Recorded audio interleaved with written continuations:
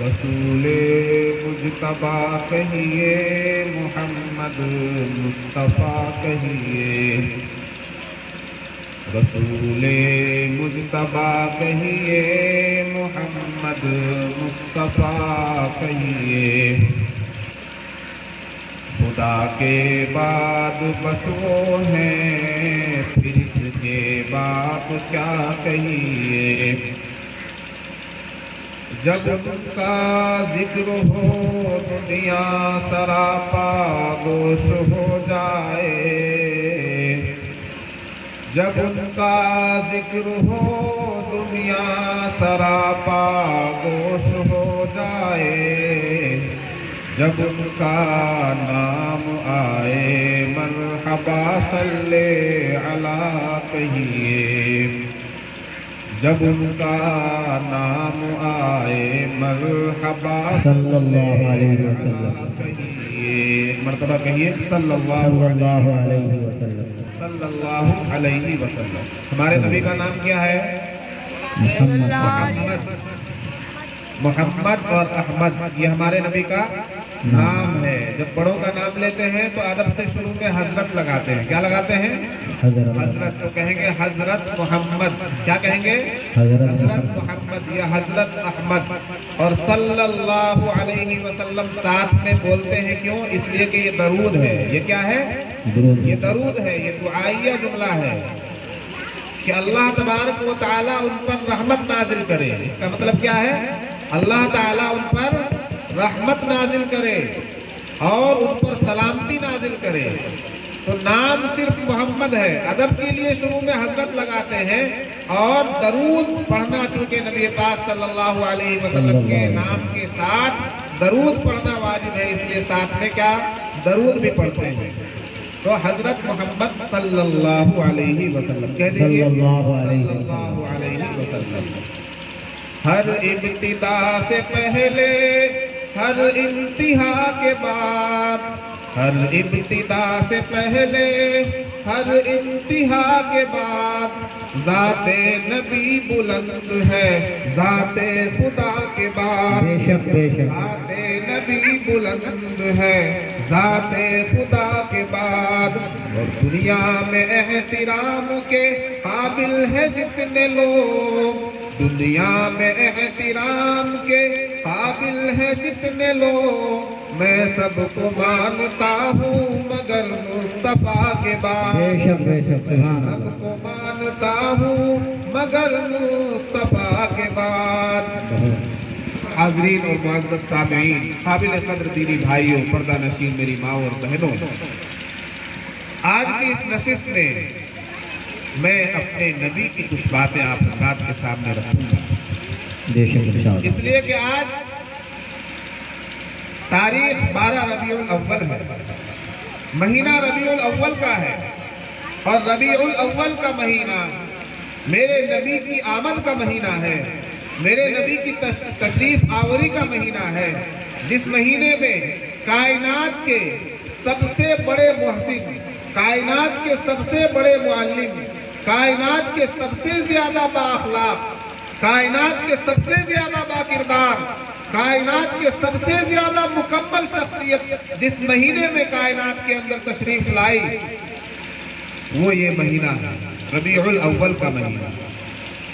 آقا نامدار کملی والے حضرت محمد صلی اللہ علیہ وسلم کس مہینے میں تشریف لائے؟ آپ کی پیدائش کس مہینے میں ہوئی؟ ربیع الاول کے مہینے میں۔ بعض حضرات نے لکھا ہے 9 ربیع الاول کو، بعد میں 8 ربیع الاول کو، بعد میں 12 ربیع الاول کو لکھا ہے، لیکن ربیع الاول کے مہینے میں آپ کی پیدائش ہوئی، اور اتفاق یہ ہے کہ وفات بھی اسی مہینے میں ہوئی، وفات بھی اسی مہینے میں ہوئی۔ حضرت محمد صلی اللہ علیہ وسلم اللہ کے آخری نبی ہیں۔ کون ہے؟ اللہ کے آخری پیغمبر، آخری رسول، آخری نبی۔ اللہ تبارک و تعالیٰ نے جس وقت انسان کو بنایا تو سب سے پہلے حضرت آدم علیہ السلام کی تخلیق کی، سب سے پہلے حضرت آدم علیہ السلام کو بنایا۔ کائنات پہلے بنائی جا چکی تھی، زمین و آسمان پہلے پیدا کیے جا چکے تھے۔ اللہ تبارک و تعالیٰ نے کائنات کی پیدائش کے بہت बाद में हजरत इंसान को बनाया और सबसे पहला इंसान, सबसे पहला आदमी जिसको अल्लाह तबारक व तआला ने अपने हाथों से बनाया वो हजरत आदम अलैहिस्सलाम है। सारे इंसानों के वालिद, सारे इंसानों के बाप वो हजरत आदम अलैहिस्सलाम की जात है। सबसे पहला नबी, सबसे पहला रसूल, सबसे पहला इंसान, सबसे पहला आदमी कौन? हजरत आदम अलैहिस्सलाम। जब अल्लाह तबारक व तआला ने हजरत आदम अलैहिस्सलाम को पैदा फरमाया, हजरत आदम अलैहिस्सलाम के जिस्म में रूह फूकी, अल्लाह तबारक व तआला ने उसी वक्त हजरत आदम अलैहिस्सलाम की पुष्ट पर हाथ फेरा और जितने इंसान पैदा होने वाले थे, क़यामत तक पैदा होने वाले सारे इंसान चमन में पकड़े ना, हमन पकड़। अलैहिस्सलाम की पहलू से आपकी पुष्ट से निकलकर बाहर आ गए। अल्लाह ताला ने हजरत आदम की पुष्ट पर, आपकी पीठ पर ऐसे हाथ फेरा, सारे इंसान जो क़यामत तक पैदा होने वाले हैं वो सब निकल कर बाहर आ गए चींटियों की शक्ल में। किसकी शक्ल में? चींटियों की शक्ल में। उन इंसानों में काले भी थे, गोरे भी थे, अफ्रीकी भी थे, हिंदी भी थे, दुनिया के खित्ते खित्ते में रहने वाले, बसने वाले तमाम इंसान हजरत आदम अलैहिस्सलाम की तमाम औलाद जो क़यामत तक पैदा होने वाली है वो अल्लाह के सामने हाजिर हो गए। अल्लाह तबारक व तआला ने अभी हजरत आदम को बनाया है, हजरत आदम की तख्लीक से आप फारिग हुए हैं। हजरत आदम अलैहिस्सलाम अभी दुनिया में तशरीफ नहीं लाए हैं। हजरत आदम अलैहिस्सलाम की पुष्ट से एक मर्तबा में सारे इंसानों को निकाला गया। अल्लाह तबारक व तआला ने हजरत आदम अलैहिस्सलाम के सामने आपकी सारी औलाद को पेश कर दिया और तमाम इंसानों से अल्लाह तबारक व तआला ने उस वक्त वादा अलस्तु लिया, अहद अलस्तु लिया, तमाम इंसानों को निकाला उस दुनिया का नाम जहां पहली बार तमाम इंसान जाहिर हुए थे। उस दुनिया का नाम आलम अरवाह है। क्या है? आलम अरवाह। अल्लाह ताला ने आलम अरवाह में सबको एक मर्तबा हाजिर किया और सबसे वादा लिया। क्या वादा लिया? अलस्तु बिरब्बिकुम, ऐ लोगों बताओ तुम्हारा रब क्या कौन है? क्या मैं तुम्हारा रब नहीं हूँ? अलस्तु बिरब्बिकुम, क्या मैं तुम्हारा रब नहीं हूँ? क्या मैं तुम्हारा पैदा करने वाला नहीं हूँ? क्या मैं तुम्हारा खालिक नहीं हूँ? क्या मैं तुम्हारा पालनहार नहीं हूँ? उस वक्त इंसानों ने क्या जवाब दिया था?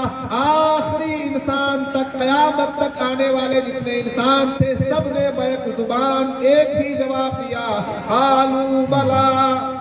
क्या कहा? कालू बला। बला। सबने कहा हाँ आप ही हमारे रब हैं, आप ही हमारे परवरदिगार हैं। क्यों? इसलिए कि अभी तो पैदाइश हुई है, अभी तख्लीक के मरहले से गुजरे हैं। अल्लाह ने अभी बनाया, अभी मालूम कर लिया कि बताओ किसने बनाया। बनाने के बाद मालूम किया किसने बनाया, तो अब तो झुटलाने की कोई बात ही नहीं थी, झुटलाने की कोई सूरत ही नहीं थी। ये इस तरह से है कि आप किसी को बुलाकर 10 का नोट दे और कहे कि ये 10 का नोट तुमको किसने दिया है, तो वह इनकार कर सकता है? कर सकता है इनकार? नहीं कर सकता है, क्योंकि अभी आपने दिया है। किसी को बुलाकर आप कुछ पैसे दीजिए और फिर पूछिए किसने दिया, वो कहेगा भाई आपने दिया, अभी दिया। तो अल्लाह तबारक व तआला ने पैदाइश के बाद तमाम इंसानों को अपने सामने हाजिर करके हजरत आदम अलैहिस्सलाम को गवाह बनाकर, जमीनों को, आसमानों को गवाह बनाकर तमाम इंसानों से अहद अलस्तु लिया, अलस्तु बिरब्बिकुम, क्या मैं तुम्हारा रब नहीं हूँ? सबने कहा हाँ आप ही हमारे रब हैं, आप ही हमारे परवरदिगार हैं। इसलिए कि वहाँ उस जगह पर झुटलाने की कोई गुंजाइश नहीं थी। तो सबने अहद अलस्तु का इकरार किया। अल्लाह तबारक व तआला ने इंसानों को बनाने से 50,000 साल पहले इंसानों की तकदीर लिख दी थी। हजरत आदम अलैहिस्सलाम को पैदा करने से 50,000 साल पहले अल्लाह ताला ने हजरत आदम के बारे में लिख दिया कि इनको जन्नत में दाखिला मिलेगा, ये जन्नत का वो फल खाएंगे जिसको खाने के लिए हम मना करेंगे और उसको खाने की वजह से ये दुनिया में जाएगा। समझ में आई बात? इंसान क्या करेगा नहीं करेगा वो सारा कुछ इंसान की पैदाइश से 50,000 साल पहले लिखा जा चुका है। अल्लाह ताला ने सबसे पहले कायनात को बनाने से पहले, इंसानों को बनाने से पहले, पहाड़ों को तख्लीक करने से पहले, इस जमीन को बनाने से पहले, इन आसमानों को बनाने से पहले, इस सूरज में रोशनी भरने से पहले, इस चांद में चांदनी भरने से पहले, इन सितारों में चमक डालने से पहले, इस कायनात को बनाने से पहले अल्लाह तबारक व तआला ने सबसे पहले जो चीज बनाई वो कलम है। क्या है वो? कलम। हाँ, सबसे पहले जिस चीज को अल्लाह ने पैदा किया वो क्या है? वो कलम है। सबसे पहले अल्लाह ने कलम बनाया। कलम बनाने के बाद फिर कलम को अल्लाह तबारक व तआला ने हुक्म दिया, उक्तुब, ऐ कलम लिखो। अल्लाह तो सिर्फ हुक्म करता है, अल्लाह सिर्फ इशारा करता है, सिर्फ इरादा करता है और काम हो जाता है। अल्लाह के यहाँ कोई चीज मुश्किल नहीं है। किसी काम के लिए मेहनत की, मशक्कत की जरूरत नहीं है, जुबान हिलाने की भी जरूरत नहीं है, इसलिए कि अल्लाह तबारक व तआला जिस्म से पाक है, जुबान से पाक है, हाथों से पाक है।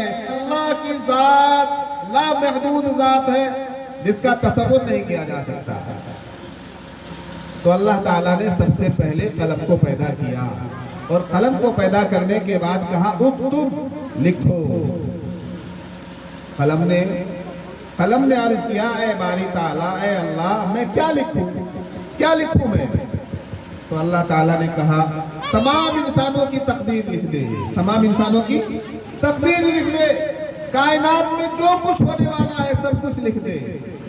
तो कलम ने सब कुछ लिख दिया, कलम ने सब कुछ लिख दिया जो होने वाला है, कौन पैदा होने वाला है, कयामत तक किस तरह से दुनिया चलने वाली है, कितने दिन इस जमीन पर कौन सा आदमी कितने दिन रहेगा, इस जमीन के ऊपर किस आदमी की कितनी जिंदगी होगी, कितनी उम्र होगी, क्या काम करेगा, किससे शादी होगी, कहाँ शादी होगी, क्या कमाएगा, क्या खाएगा, आदमी की पूरी इसकी पूरी तकदीर कलम ने लिख दिया और वो लौहे महफूज में महफूज है। कहाँ पर है वो?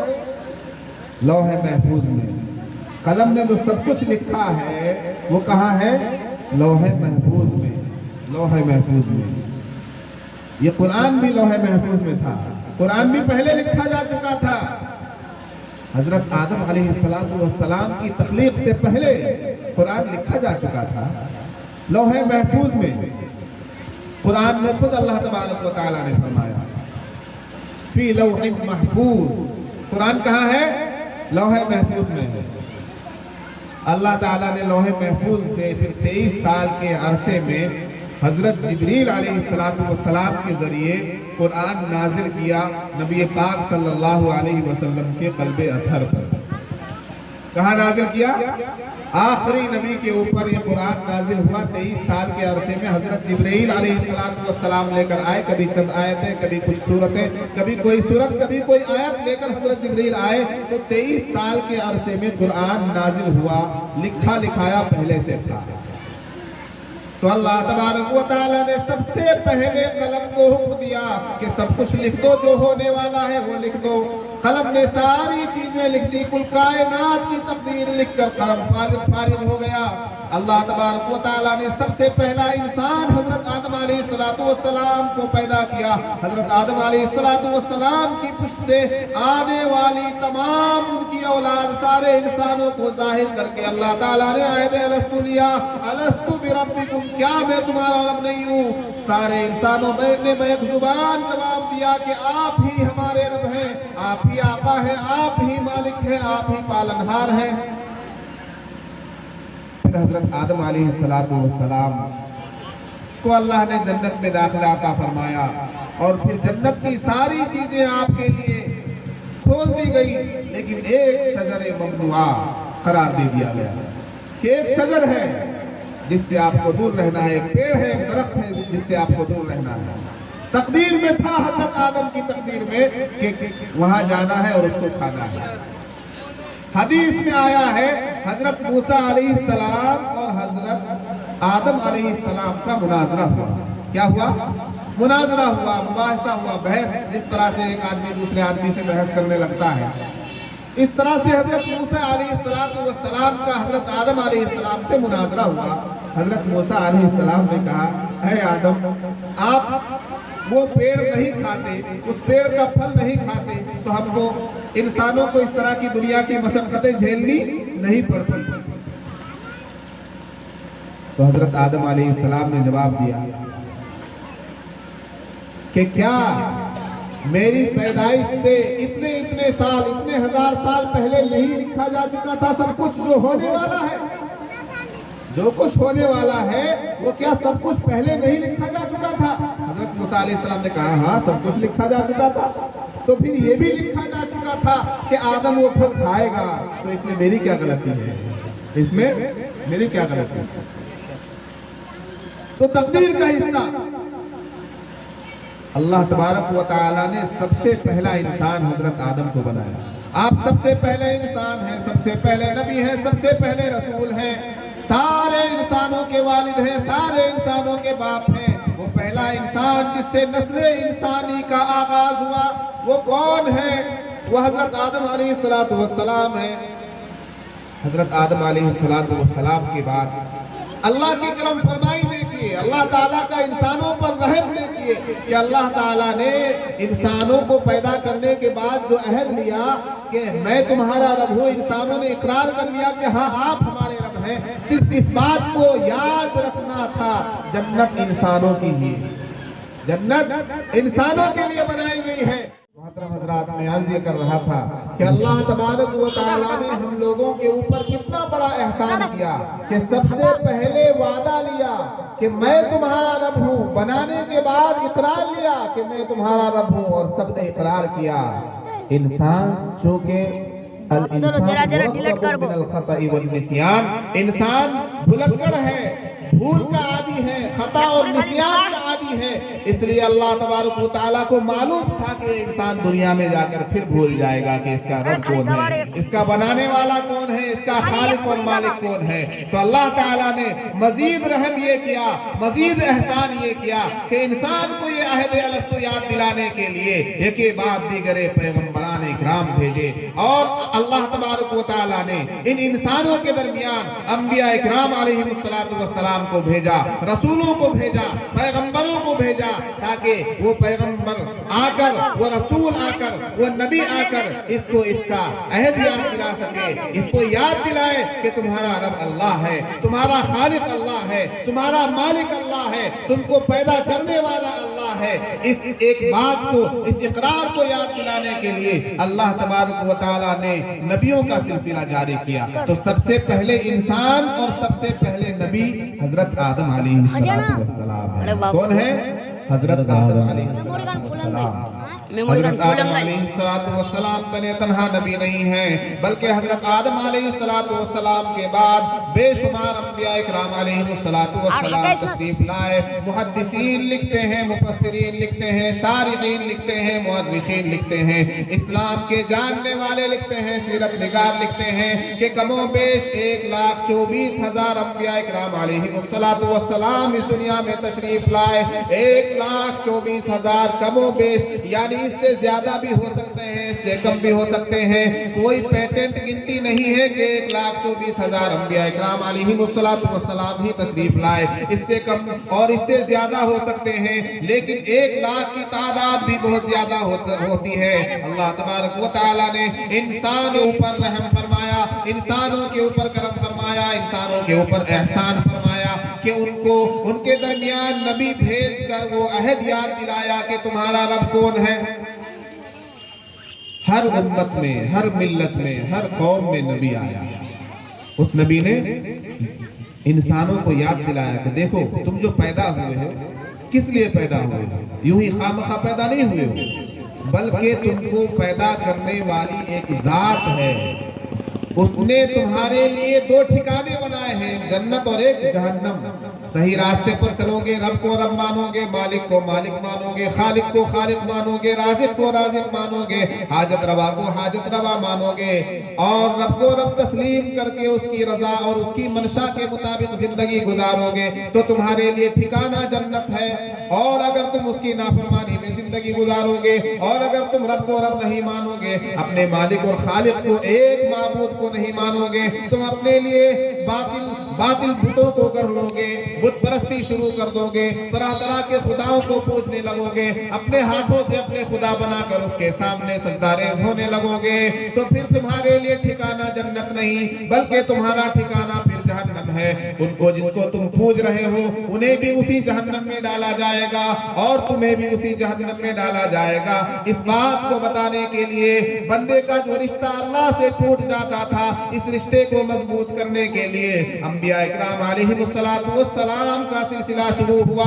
सबसे पहला नबी हजरत आदम और सबसे आखिरी नबी हजरत मोहम्मद सल्लल्लाहु अलैहि वसल्लम। सबसे आखिर में इस दुनिया के अंदर तशरीफ लाने वाले हमारे और आपके आका, हमारे और आपके मौला, सबसे लाडले नबी, सबसे अकमल नबी, सबसे अफजल नबी, सबसे अजमल नबी, वो मुकम्मल नबी, वो हम गरीबों का मसीहा।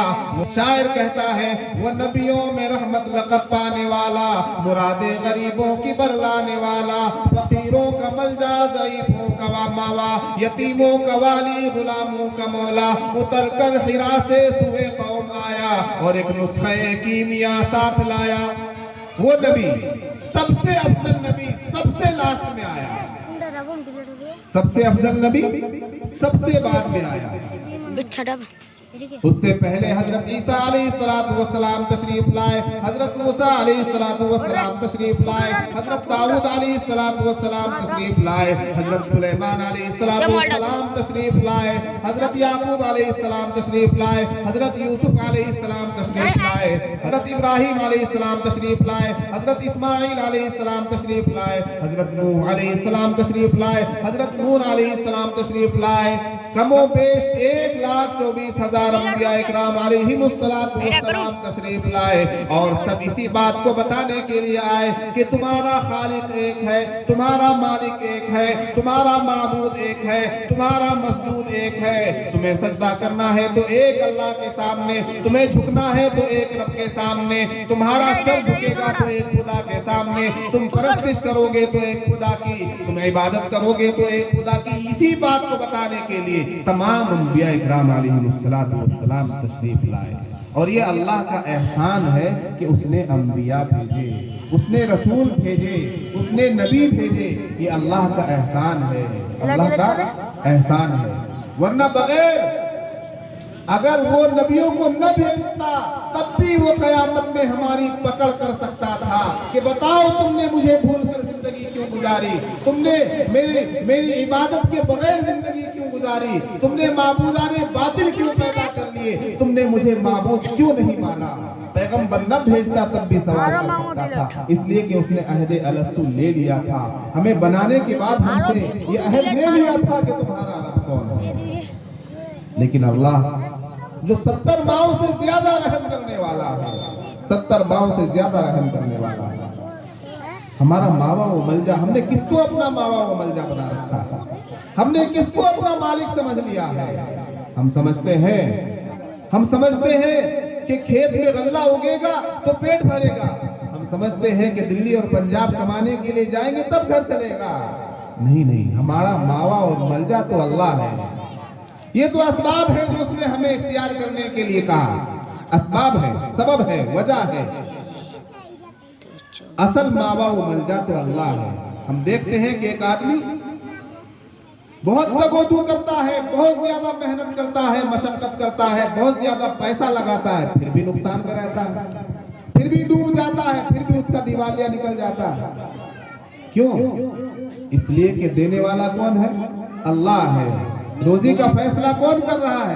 अल्लाह कर रहा है। तो मेरे दोस्तों, हमें इस तरफ आना होगा कि हमारा मालिक हकीकी, हमारा खालिक हकीकी, हमारा माबूद हकीकी एक अल्लाह है। एक अल्लाह कौन है? एक अल्लाह। हम अपनी मुसीबतों में, हम अपनी तकलीफों में, हम अपनी परेशानियों में उस अल्लाह की तरफ रुजू करें। किसकी तरफ रुजू करें? अल्लाह की तरफ रुजू करें। एक अल्लाह के सामने जो मांगने वाला बन गया, दरे करीम से साइल को क्या नहीं मिलता, दरे करीम से साइल को क्या नहीं मिलता।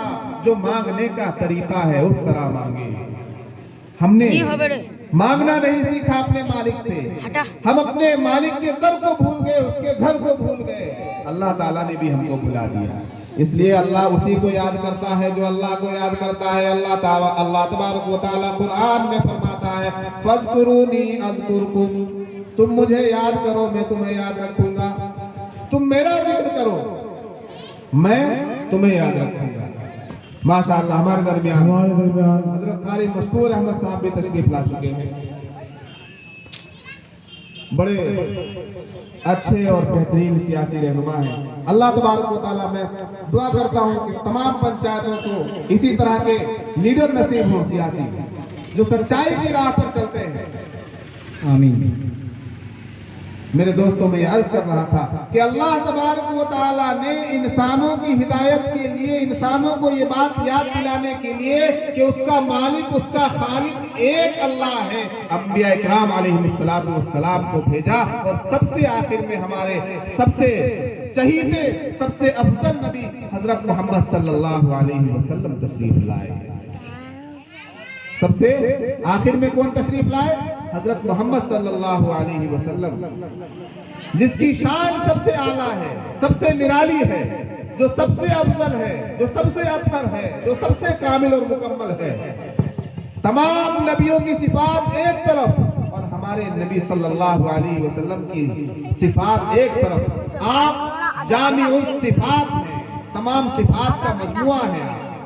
اسی لیے شاعر کہتا ہے حسن یوسف دم عیسیٰ ید بیضاداری, حسن یوسف دم عیسیٰ ید بیضاداری, آنچ خوبا ہما دارند تو تنہا داری. جتنے نبی آئے ہر نبی کے پاس ایک کمال ہوا کرتا تھا, ایک معجزہ ہوا کرتا تھا. حضرت عیسیٰ علیہ السلام اللہ کے حکم سے مردے کو زندہ کر دیا کرتے تھے. حضرت موسیٰ علیہ السلام کا عصا سانپ بن جایا کرتا تھا. آپ کی بغل سے روشنی پھوٹتی تھی. ہر نبی کا ایک اعجاز تھا, ہر نبی کے ساتھ ایک علیحدہ معجزہ تھا. لیکن ان تمام نبیوں کے معجزات کو, ان کے کمالات کو ایک ترازو میں رکھا جائے, ایک طرف رکھا جائے, اور میرے نبی صلی اللہ علیہ وسلم کے کمالات و معجزات کو ایک طرف رکھا جائے تو میرے نبی کے معجزات بڑھ جائیں گے, میرے نبی کے کمالات بڑھ جائیں گے, میرے نبی کی صفات بڑھ جائیں گی. میرے نبی اتنے افضل ہیں, میرے نبی اتنے اعلیٰ ہیں, میرے نبی اتنے باکمال ہیں, میرے نبی اتنے حسین ہیں کہ اللہ کا سب سے برگزیدہ منتخب محبوب نبی حضرت محمد صلی اللہ علیہ وسلم ہمیں اور آپ کو عطا کیے گئے ہیں. کن کو عطا کیے گئے؟ ہمیں اور آپ کو. نبیوں نے دعائیں مانگی. حضرت ابراہیم علیہ السلام نے دعا مانگی. قرآن میں آیت ہے کہ میری نسل میں ایک ایسا نبی پیدا فرما جو ان کو کتاب پڑھ کر بتائے, ان کا تزکیہ نفس کرے, ان کو تعلیم حکمت دے. اللہ کے نبی صلی اللہ علیہ وسلم فرماتے ہیں کہ میں حضرت ابراہیم کی دعا ہوں. نبی جو بھی آیا وہ اللہ کا احسان ہے, اور سب سے بڑا احسان جو اس دنیا پر اللہ تبارک و تعالیٰ نے اس امت پر کیا, وہ سب سے بڑا احسان کون سا ہے؟ وہ حضرت محمد صلی اللہ علیہ وسلم ہے. وَمَا أَرْسَلْنَاكَ إِلَّا رَحْمَةً لِلْعَالَمِينَ. اللہ تبارک و تعالیٰ فرماتا ہے ہم نے آپ کو ساری کائنات کے لیے, سارے عالموں کے لیے, سارے جہانوں کے لیے رحمت بنا کر بھیجا. وَمَا أَرْسَلْنَاكَ إِلَّا رَحْمَةً لِلْعَالَمِينَ. ہم نے آپ کو عالمین کے لیے, ایک عالم کے لیے نہیں, ایک خطے کے لیے نہیں, ایک قریے کے لیے نہیں, ایک کشن گنج یا سیمانچل کے لیے نہیں, ایک بہار کے لیے نہیں, ایک دیش ہندوستان کے لیے نہیں, بلکہ دنیا میں جتنے بھی دیش ہیں, جتنے بھی کنٹری ہیں, جتنے بھی ممالک ہیں, جتنے بھی شہر ہیں, ان تمام شہروں کے لیے, چاہے پہاڑ کی چوٹی پر کوئی انسان جا کر بستا ہو, تمام انسانوں کے لیے آپ کو رحمت بنا کر بھیجا. وَمَا أَرْسَلْنَاكَ إِلَّا رَحْمَةً لِلْعَالَمِينَ. اللہ نے نبی آخر الزمان محمد صلی اللہ علیہ وسلم کو سارے انسانوں کے لیے, ساری کائنات کے لیے, سارے جہانوں کے لیے, سارے عالموں کے لیے رحمت بنا کر بھیجا.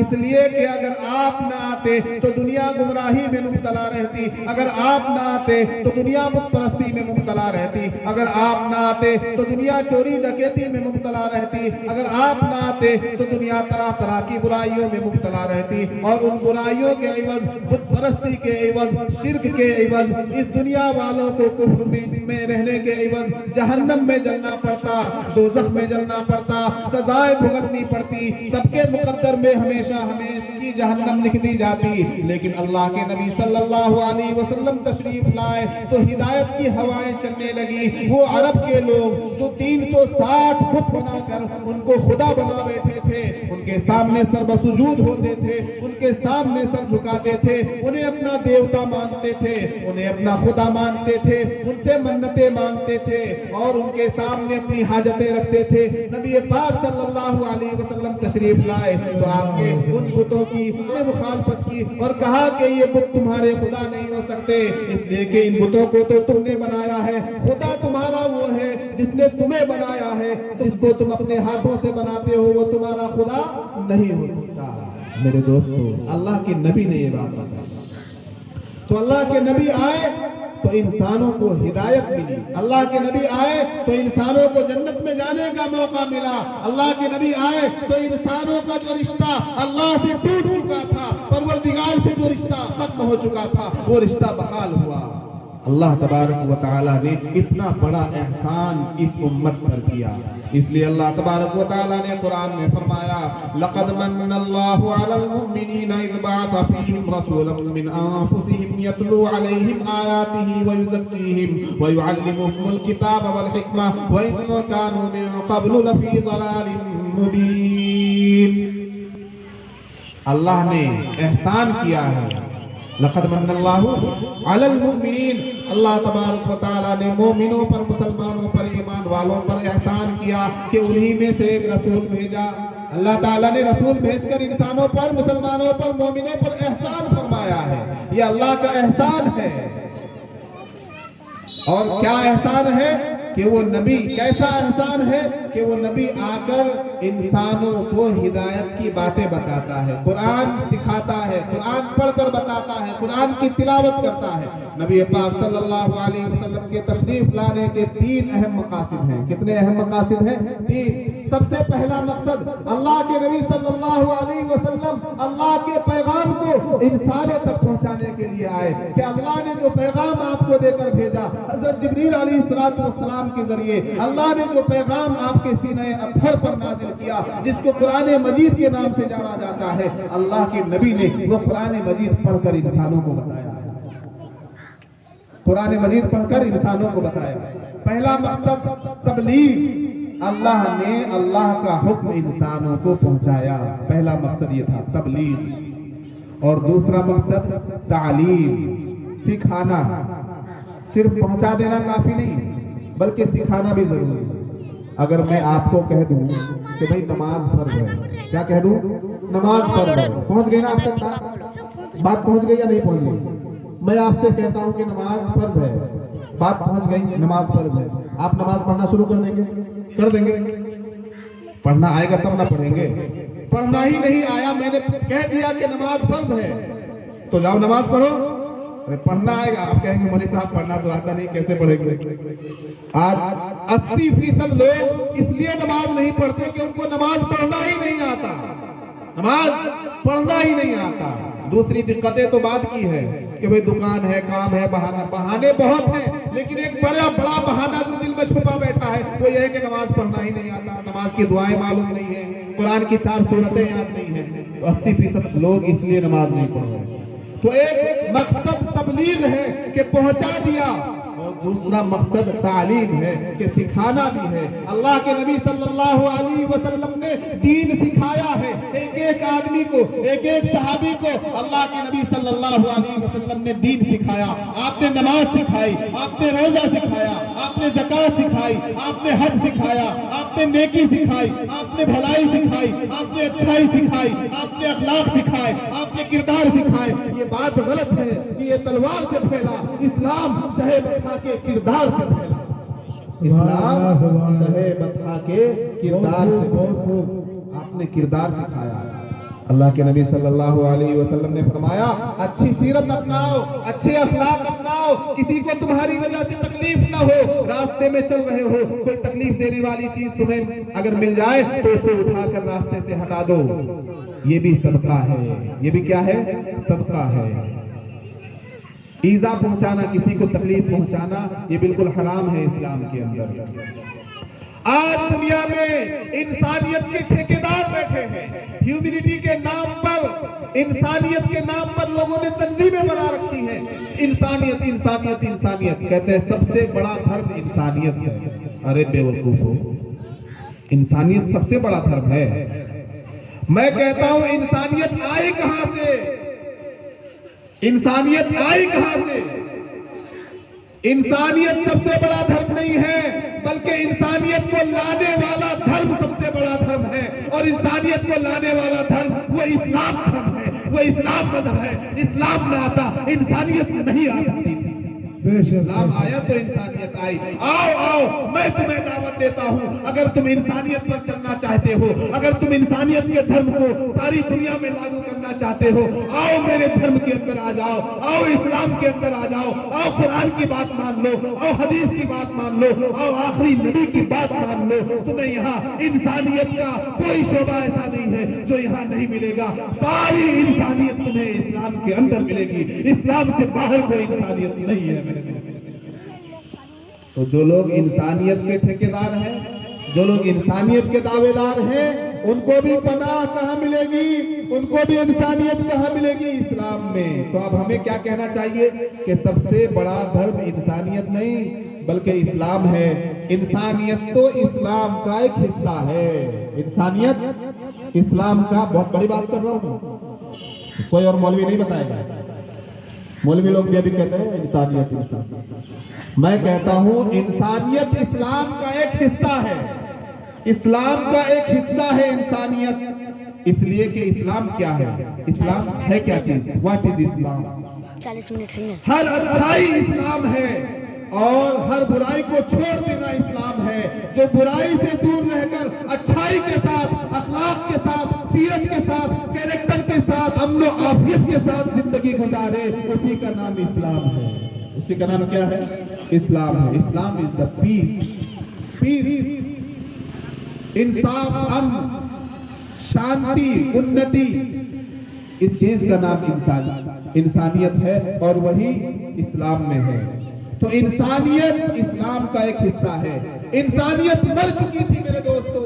आका के तशरीफ लाने से पहले इंसानियत मर चुकी थी। इंसानियत दफन हो चुकी थी। इंसानियत को कब्र में गड्ढा खोदकर गाड़ दिया गया।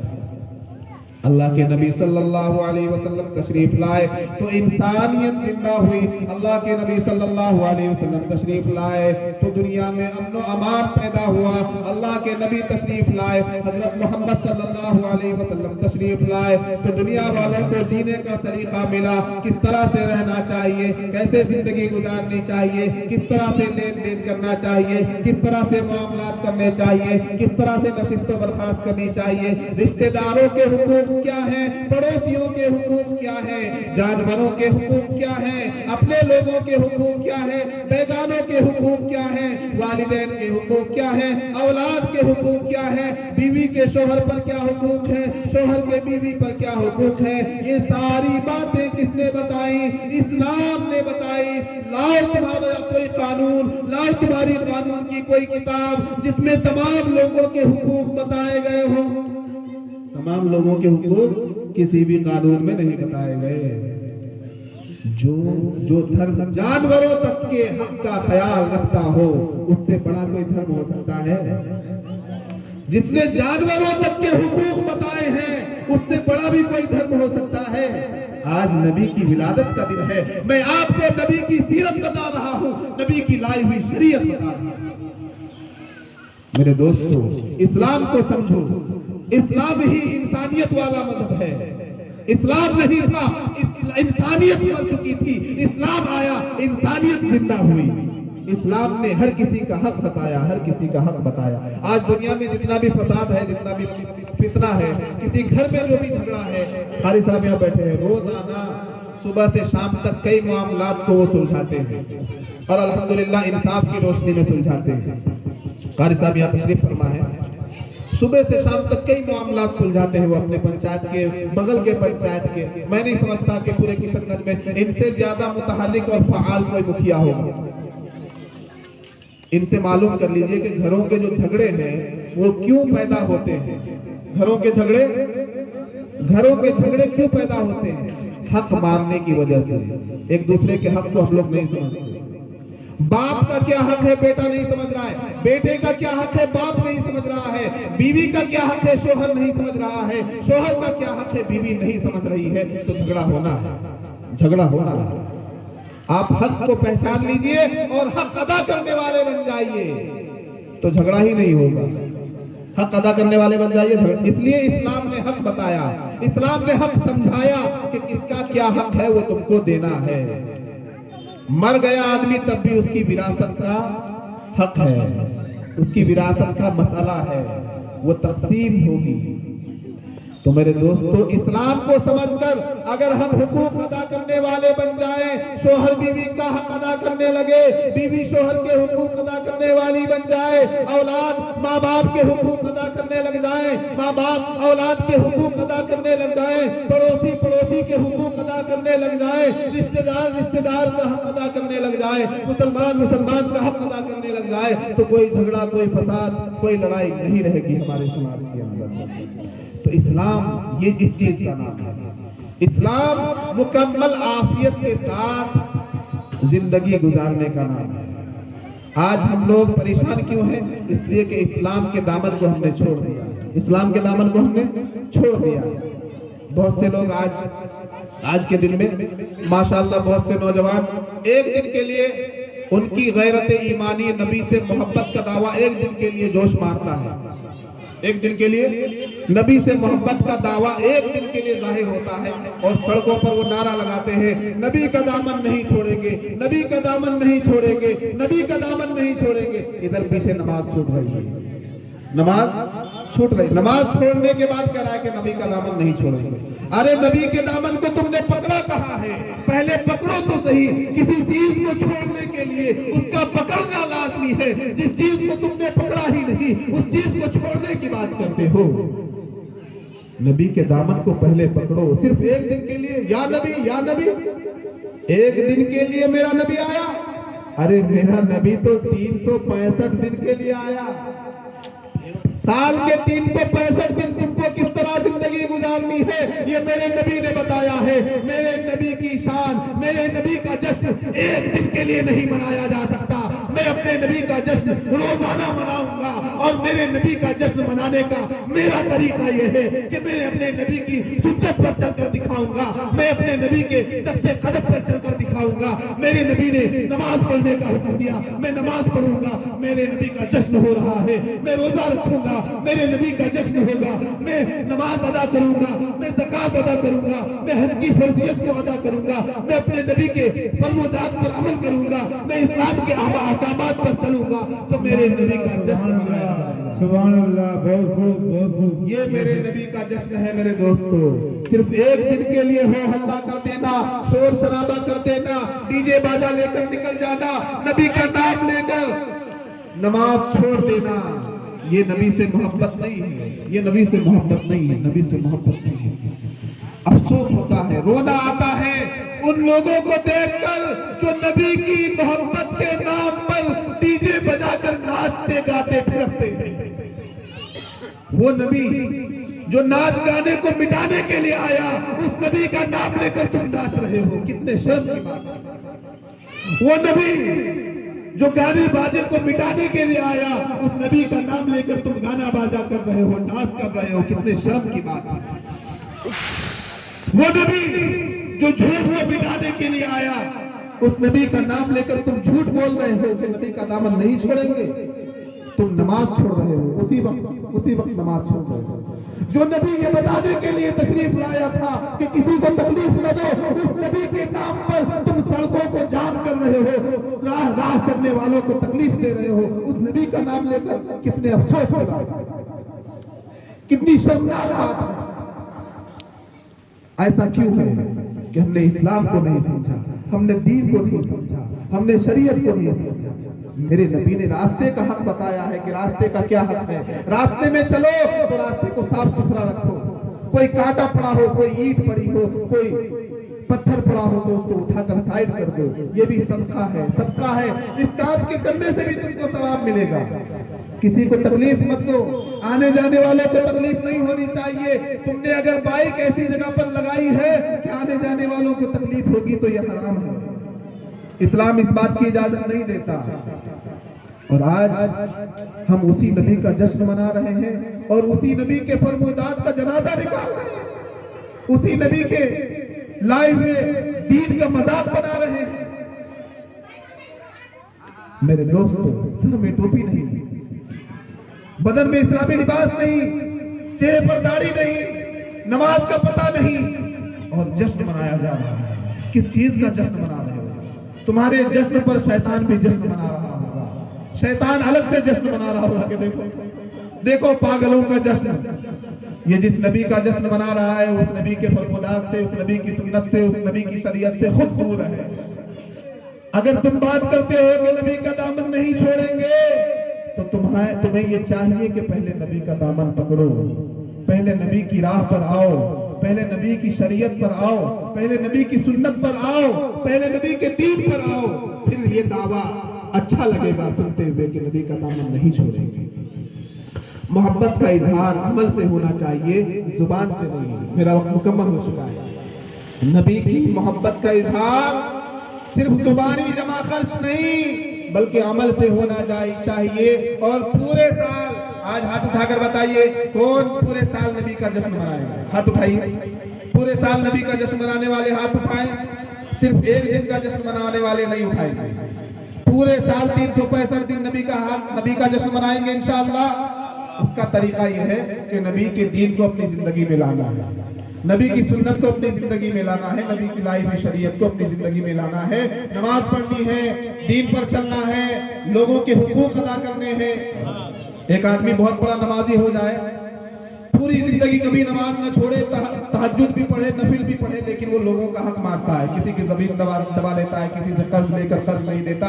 कयामत के दिन उसको बुलाया जाएगा, इधर आ, क्या अमल करके लाया कि मैंने इतनी नमाजें पढ़ी, मैंने इतनी मर्तबा हज किया, मैंने इतने उम्रे किए। क्या अच्छा, इसके जो इससे हक पाता है आ जाओ। कोई आकर कहेगा कि इसने मेरी जमीन दबाई थी, चलो अपनी नमाज इसको दे दो। कोई आकर कहेगा इसने मेरा कर्ज वापस नहीं किया था, कहा जाएगा अपनी ज़कात का सवाब इसको दे दो। कोई आकर कहेगा मेरा इस पर खुला हक है, बहन आ जाएगी कि विरासत का हिस्सा खुद हड़प गया, भाई विरासत का हिस्सा खुद हड़प गया, मुझे नहीं दिया। कहा अच्छा, अब अपने जो जितने हज और उम्रे हैं वो बहन को दे दो।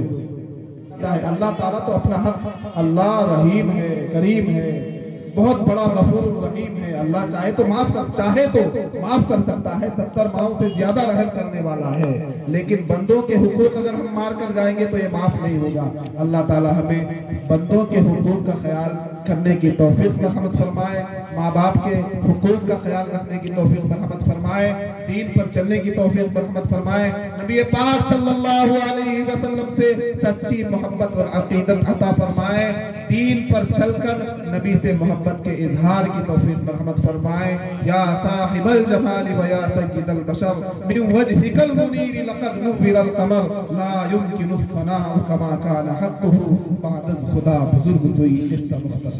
व आखिर दावाना अनिल हम्दुलिल्लाहि रब्बिल आलमीन।